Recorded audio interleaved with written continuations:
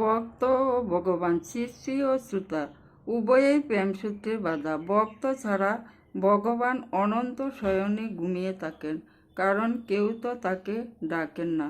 ভক্তরাই ডেকে ভগবানের ঘুম ভাঙায়।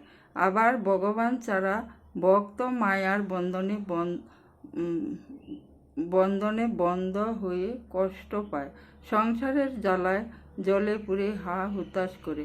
তখন সে ভগবানকে ডাকতে শুরু করে শান্তি ও আনন্দের জন্যে। তিনি ভক্তের ডাক শুনে সাড়া দেন, এমনকি মর্তে এসে তাদের সঙ্গী হন।